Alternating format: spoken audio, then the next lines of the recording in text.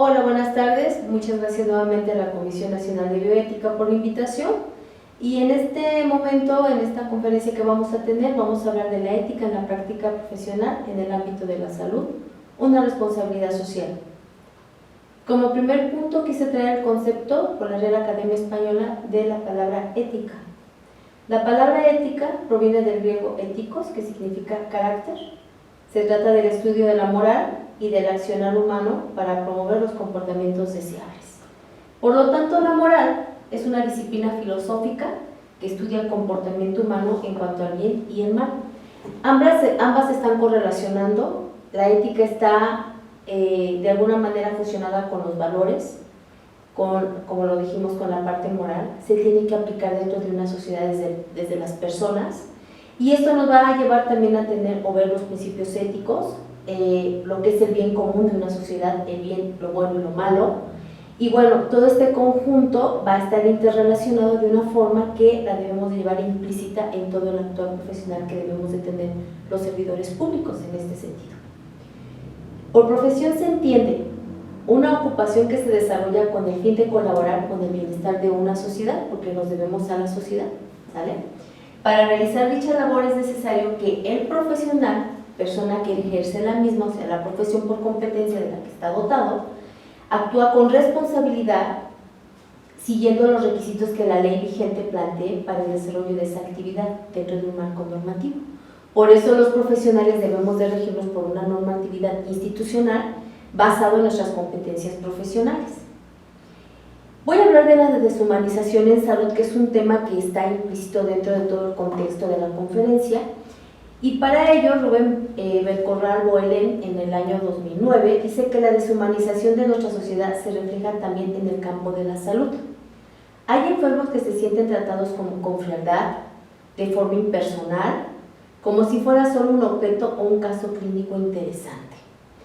Esto de la humanización en salud a veces no lo podemos percibir de una manera muy cercana porque estamos haciendo nuestras actividades cotidianas profesionales, y dentro del campo de acción de la salud pues estamos tratando de que ese paciente tenga toda la atención, de que se le recupere clínicamente del proceso de salud de enfermedad, pero a veces no nos damos cuenta de estos elementos deshumanizantes que se pueden reflejar dentro de la institución.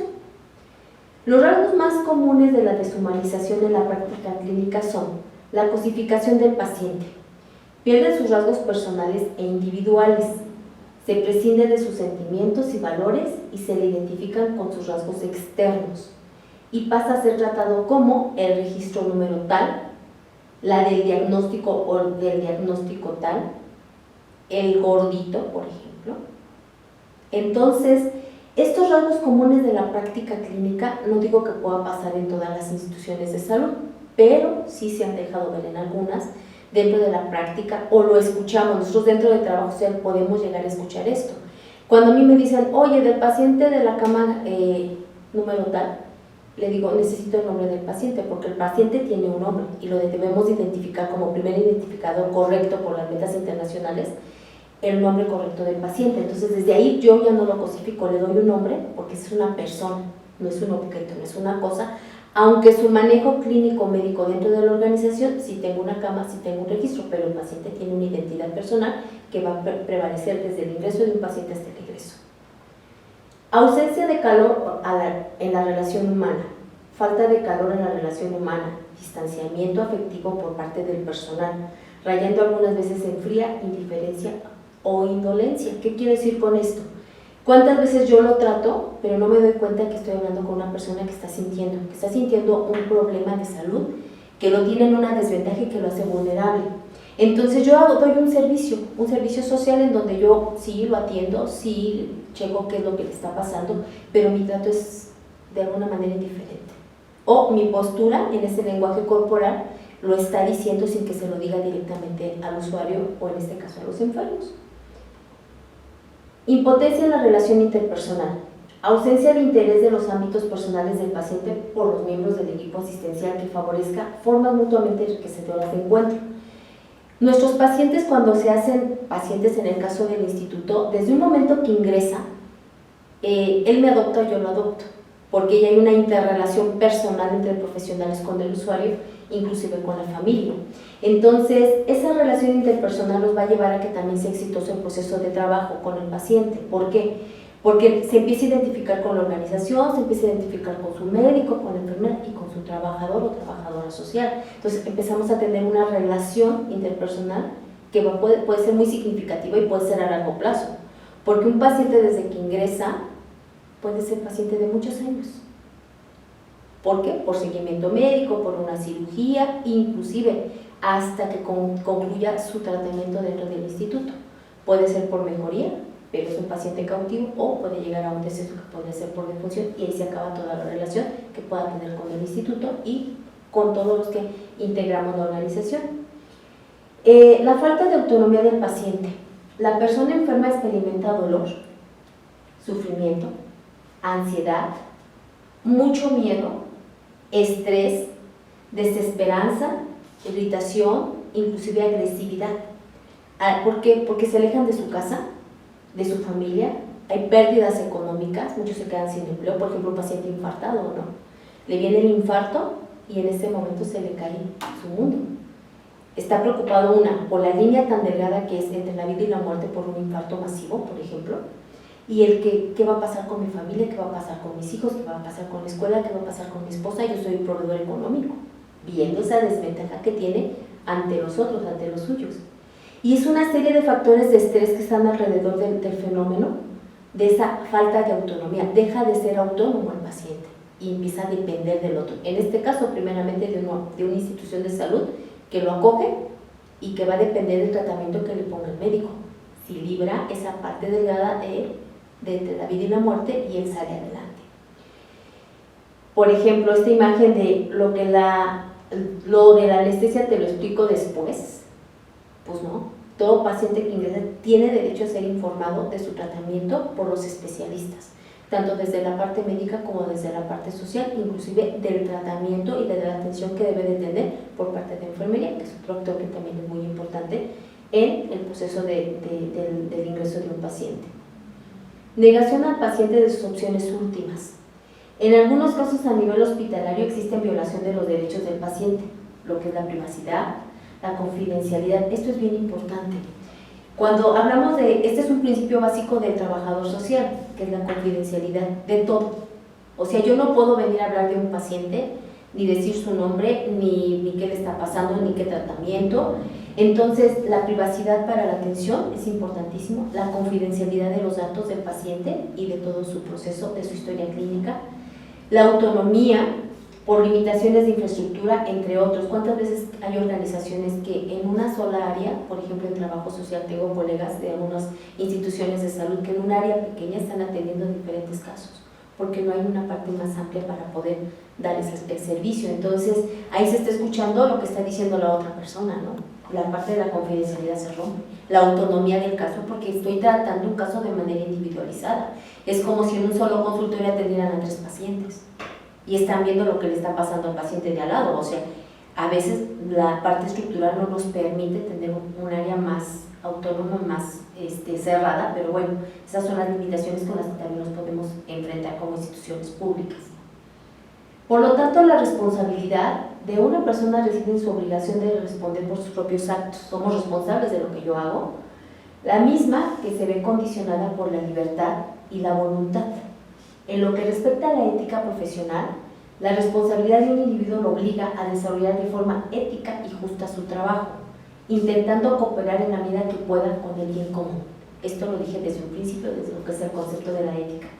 Todos los que trabajamos en salud, desde la parte médica, enfermería y traducción, me atrevo a decirlo, porque somos todo un equipo de profesionales, más también parte administrativa, entra en todo la responsabilidad, y la ética debe de prevalecer en el actuar profesional, porque nos debemos a esa parte. Estamos dando un servicio, lo tenemos que hacer bien, y bueno, nos obliga también, porque tenemos un contrato colectivo de trabajo para el que nos alquilamos y tenemos que hacer el bien común. Eso no se nos puede olvidar.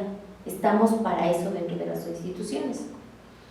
Por lo tanto, la responsabilidad social en el ámbito de la salud conlleva que los profesionales de la salud no tan solo poseen las competencias necesarias desde tu formación curricular para mejorar la salud de los ciudadanos y de la sociedad, sino que sean capaces de utilizarlas en el ejercicio de su profesión y rendir cuenta de ello. ¿Qué quiero decir con esto? Me hago responsable de mi ejercicio y lo voy a hacer dentro de mis competencias profesionales, pero aparte tengo que rendir cuentas, porque la sociedad también así te lo exige. Porque si yo voy a una institución a que me atiendan, por ejemplo desde lo social, desde el trabajo social, yo necesito que quede satisfecho el usuario, que el servicio que yo le estoy dando sea tangible, sea observable, sea cálido, tenga calidad en el servicio, y yo voy a dar cuenta de ellos, porque me pueden hacer una encuesta de satisfacción del usuario. Y ahí puede poner el usuario, no me atendió bien, no se presentó, ¿sí? No me dio la información que yo necesitaba. Ahí voy a dar cuentas. O sea, a través de una encuesta de calidad, puede ser que a mí me midan mi compromiso profesional. Entonces, entro en una responsabilidad social porque se lo estoy dando a la sociedad ese servicio. Los fundamentos, la responsabilidad social y la condición ético-política de la profesión deben representar un compromiso para los trabajadores y las trabajadoras sociales en la sociedad contemporánea. Es una sociedad que ahorita está álgida, que tiene un proceso muy complejo de la pandemia, que lo estamos viviendo a nivel nacional, internacional, mundial. Entonces es una sociedad contemporánea que necesita cambios. En nuestro actual profesional no es lo mismo que yo trabajaba con una sociedad contemporánea de hace 2 años a la que estoy trabajando ahorita. Me tengo que mover a los cambios que esta sociedad también está solicitando. Entonces el actuar se tiene que fundamentar. La responsabilidad conlleva que yo tengo que hacer un trabajo en esa actividad dinámica que requiere esta sociedad para la que yo estoy sirviendo. Por lo tanto, la Organización Mundial de la Salud, la OMS, define la responsabilidad social de las profesiones de la salud como la obligación de dirigir sus actividades educativas, investigadoras y de servicio a atender las necesidades prioritarias de su comunidad, región y o nación, que les ha conferido el mandato de servir. Las necesidades prioritarias deben de ser identificadas conjuntamente por los gobiernos, principalmente, las organizaciones que prestan los servicios asistenciales de salud y los profesionales sanitarios y el público. Estamos inmersos todos en esta responsabilidad. Cuando hablamos de una responsabilidad social y hablándolo desde el acotamiento de los profesionales que integramos la organización, pareciera que nada más es de mi parte. Yo como profesional, médico, enfermera, en este caso trabajadores sociales, pero ya con esta conceptualización que nos rige la OMS, también el público, también el usuario tiene una responsabilidad social, el autocuidado, seguimiento de tratamiento, llevar a cabo las indicaciones médicas, lo que le dice la o el trabajador social en un cambio de estilo de vida, por ejemplo, ¿no? Eso es fundamental. Entonces, esa responsabilidad se tiene que volver un todo, en un conjunto que estamos interactuando todos para llegar al objetivo que es que se recupere o mantenga una salud adecuada con un tratamiento desde la parte médica hasta desde la parte social. Entonces, aquí engloba toda la Organización Mundial de la Salud. Principios humanísticos enunciados por la OMS. La calidad, que ya lo había comentado, persigue la provisión de las mejores medidas de protección, restauración y promoción de bienestar físico, mental y social. La calidad te tiene que dar esta mejoría y en esta promoción de bienestar físico. ¿Cómo yo le voy a decir a la persona que en estos principios humanísticos voy a dar un servicio de calidad? ¿A través de qué? ¿Por qué? O sea, ¿cómo voy a dar mi ejercicio para que se vea la calidad y logremos el bienestar físico, mental y social de la persona? Es todo un proceso complejo en donde nos tenemos que articular todos para que la calidad sea un principio humano que nos lleve a todo esto. La equidad pretende el pleno acceso sin discriminación a los servicios de salud. El acceso a los servicios de salud se tiene que dar. Ahorita, complejamente, nuevamente tocando el tema de COVID, el acceso que tienen las personas cuando las instituciones están saturadas, algunas todavía de ellas, porque la pandemia sigue, porque ahora el contagio comunitario se está extendiendo, porque ya hay una movilidad mayor de la masa poblacional dentro de la urbe urbana, por ejemplo, en la Ciudad de México. Se han reabierto espacios públicos que estaban controlados, aunque tengan un 30% se va a abrir para la persona o para el grupo comunitario, pero esa apertura de espacios públicos sin medidas, sin sana distancia, sin autocuidado, sin la barrera física del cubrebocas, de la careta, el no lavarte las manos, el no traer gel antibacterial, ¿qué puede pasar? El acceso puede estar ahí, las instituciones de salud están respondiendo, pero en ese compromiso de responsabilidad social, en esta parte equitativa debería de también ser por parte de la sociedad. Entonces se daría la equidad. ¿Por qué? Porque el acceso puede estar ahí, los hospitales ahí están, pero yo no voy a discriminar a nadie porque tenga COVID. Sin embargo, públicamente se ha discriminado al personal de salud, ¿no? Porque trabajamos para los enfermos COVID y eso es algo que se está viendo. El que te vean con un uniforme de salud fuera, la gente te está agrediendo y eso ya está pasando, ¿no? Entonces, también la equidad tendría que ser para el mismo servidor público, no nada más para el usuario. La relevancia orienta las respuestas a las necesidades prioritarias. ¿Qué tan relevante es? ¿Cómo estoy dando una respuesta oportuna al servicio, ¿no? Entonces, esos principios de ser relevante en orientar hacia la respuesta de un acceso a un servicio de salud y darle un servicio adecuado, profesional y humano puede ser muy importante como un principio. ¿Qué tan efectivo? La efectividad hace referencia al uso de los recursos al servicio del interés público con la mayor eficiencia. ¿Cómo yo veo la efectividad? Bueno, pues el servicio, por ejemplo, ahorita de los pacientes COVID, ¿cómo lo estoy ofreciendo? ¿Estoy ofreciendo un servicio efectivo? ¿Hay un buen acceso? ¿Estoy manejando bien mi proceso metodológico de la intervención social con estos pacientes y la familia? Sobre todo en el caso de que ya trabajamos la familia en otro momento. Y se observa que entonces el interés público se está haciendo eficiente. ¿Por qué? Porque los procesos se están llevando verdaderamente a cabo eficientemente por todos los profesionales. Yo no puedo hablar de una efectividad si dentro del proceso algo está fallando. Por ejemplo, que no se le dé el informe médico a los familiares. Y está esperando y está esperando. Y trabajo social se entera y no hace una interrelación con el médico para avisarle que no se están dando los informes médicos. Ya no se hizo efectivo el proceso. Algo está fallando dentro de la organización de alguno de los integrantes en ese sentido. ¿O qué pasa si trabajo social no hizo una buena entrevista con la familia? Si no tomó bien los datos del teléfono del cuidador primario o del primer contacto familiar para llevar el seguimiento y darle el teléfono al médico. No nada más es del médico, también es de trabajo social. Entonces, la efectividad nos va a llevar a la eficiencia. Hay que tener cuidado con este elemento como principio humanístico. Los compromisos sociales. Con las personas y su protagonismo en salud, la bioética, que ahorita es relevante en todo este proceso que estamos manejando en salud, como bien lo dice la palabra bio, que es vida, y la ética, desde lo biológico, desde el comportamiento social, o sea, esto prevalece ahorita, ¿no? Social con la defensa de servicios públicos accesibles y de atención integral, uso razonado de los recursos. Ahorita el recurso tenemos que utilizarlo sumamente bien, ¿no? Porque me den cubrebocas, los voy a estar usando y no estoy tomando en cuenta el tiempo de vida del cubrebocas, ¿no?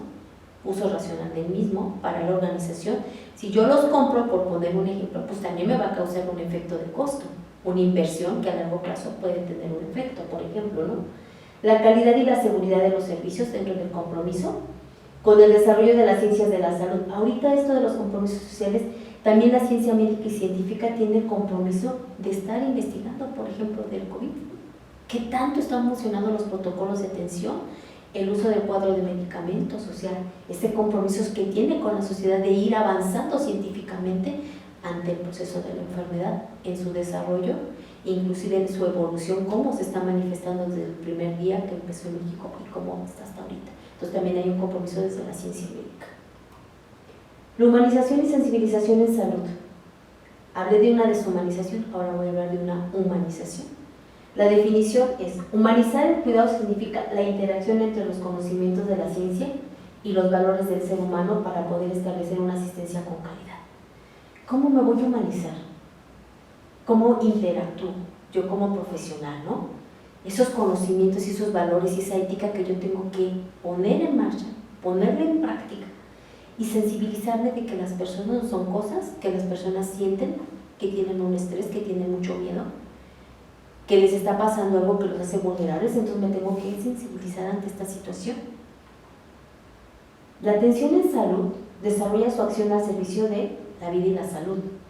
En su jubiloso inicio y su siempre dramático fin, así como durante la enfermedad, desde que te diagnostican una enfermedad, entras a un proceso hospitalario y bueno, el dramático fin podría ser el deceso y la muerte, pero también podría ser una mejoría, irte a tu casa con un tratamiento y tener una calidad de vida. Esa situación en la que el individuo sufre, además de los síntomas propios de su estado, la limitación y la dependencia. ¿Cuántos pacientes no se vuelven dependientes de los otros? Ahora de una familia, de una esposa, de un hijo. ¿Por qué? Pues porque ya sus condiciones de vida ya no le permiten estar al 100 integralmente como individuo que tiene una autodeterminación. El ejercicio profesional enfrenta hoy los embates y tensiones del proceso de deshumanización que sufre nuestra sociedad, que enfatiza lo técnico, científico y olvida el aspecto humano. ¿Cuántas veces estamos muy avanzados en la ciencia médica, en la ciencia científica, en la ciencia social, pero el aspecto humano no lo considero? A lo mejor el padecer, ¿qué padece el paciente? No nada más padece la enfermedad. ¿Qué está padeciendo desde el interior de esa persona que lo hace tan vulnerable y que a veces no lo consideramos dentro de las organizaciones? Lo vemos como que sí le estoy dando una atención de calidad, puedo ser muy efectivo en mis procesos de trabajo, muy coordinados y estructurados por toda la organización, pero el aspecto humano no lo estoy considerando porque creo que el otro lo está entendiendo y el otro no lo está entendiendo. Entonces ahí debemos de poner énfasis, por lo menos en trabajo social, ser más empáticos con esa parte del padecer humano, ¿no? De lo que está sufriendo la persona. Los valores éticos de humanización en la relación profesional-paciente. La prudencia. Inteligencia serena o serenidad inteligente frente a la problemática susceptible de producirse. ¿Qué tan prudente soy? ¿De verdad soy prudente? ¿Tengo esa paciencia de explicarle? Esa parte de sentir, de persuadir, o se hace visible que el sujeto no me está comprendiendo, que tiene necesidad de ser escuchado, que tiene muchas dudas. Ser prudente, creo que es un valor ético muy importante dentro de la humanización. La humildad, el verdadero motor del crecimiento personal y de la humanización. A veces la humildad no la podemos entender, el que tú seas una persona con un gran coeficiente intelectual, tienes un gran desarrollo académico, tienes grados académicos, pero no eres humilde. No te bajas un poquito a entender esta parte humana de una persona que ya es paciente y es parte de tu organización y que ya es parte de tu actuar profesional cotidiano. El que tú seas humilde no te quita nada de lo que tú ya te formaste y desde la persona, ¿no? Yo creo que es un valor bastante importante y eso te hace crecer más.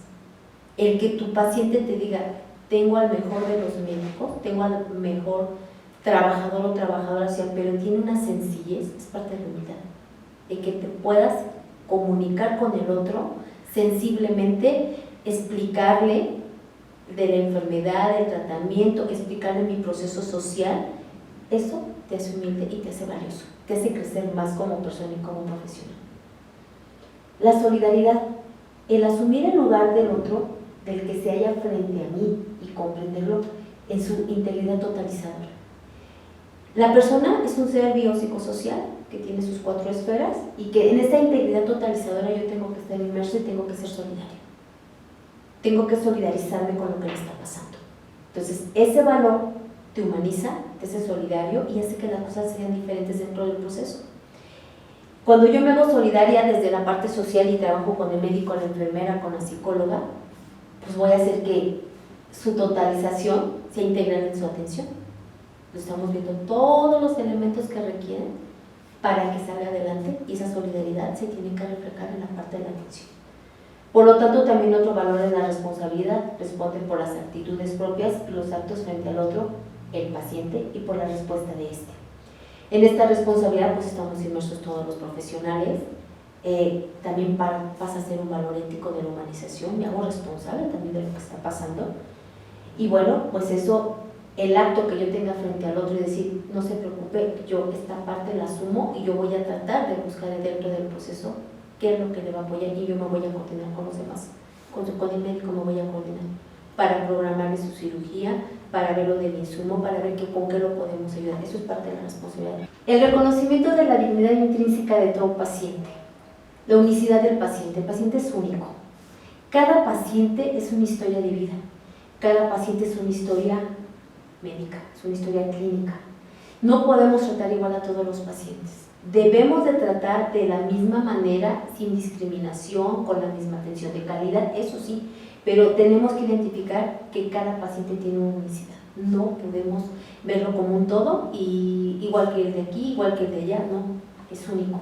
Hay que darle una atención integral por todos los profesionales del campo de la salud. El respeto a su libertad. Él tiene respeto o debemos dar el respeto a que él pueda decidir por sí solo, cuando está en la autonomía de decidir.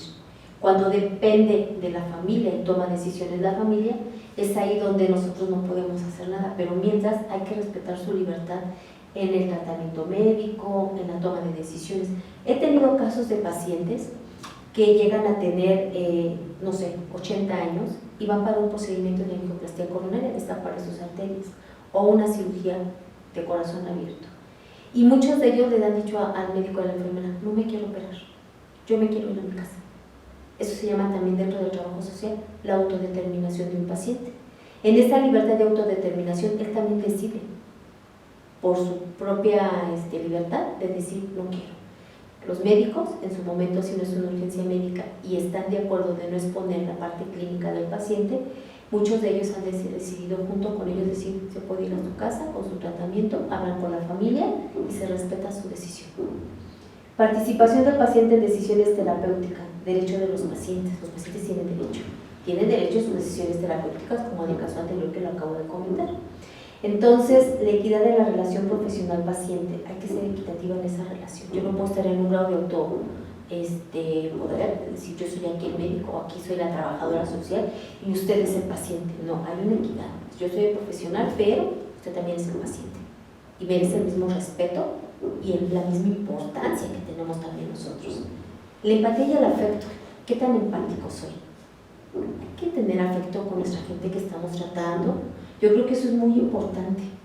Uno se encariña también con los pacientes y los familiares, porque los conocemos de toda la vida. Ellos adoptan al instituto. Entonces, esa empatía es, me pongo del otro lado, puedo entender tu dolor humano, puedo entender que estás padeciendo, que estás sufriendo, que tienes mucho miedo. Tranquilo, estás en las mejores manos.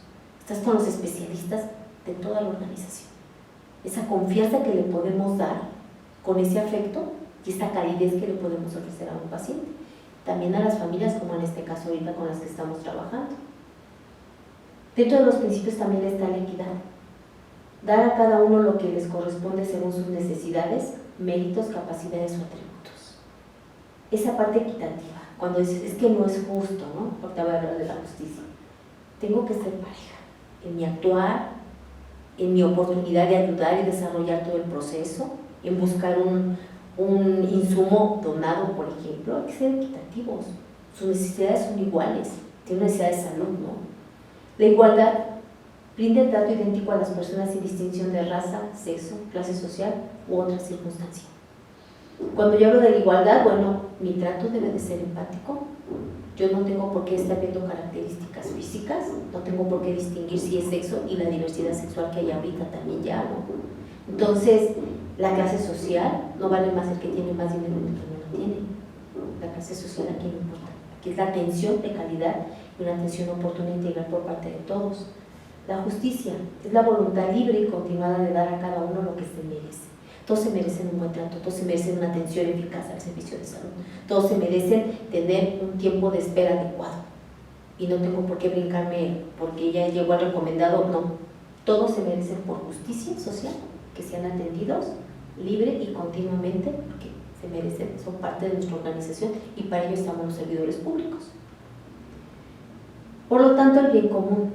Todas las decisiones y acciones del servidor público deben de estar dirigidas a la satisfacción de las necesidades e intereses de la sociedad, por encima de intereses particulares, ajenos al bienestar de la colectividad.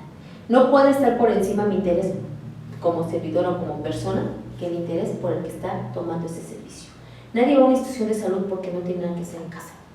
Van por una enfermedad, van por una necesidad sentida, van por un proceso que quieren que ahí tengan una esperanza de que sean tratados o tratadas y que ese bien común lo hagamos todos los profesionales, porque para eso nos alquilamos. La integridad, el servidor público debe de actuar con honestidad, atendiendo siempre a la verdad. ¿Qué tan íntegro soy? ¿Qué tan íntegra soy?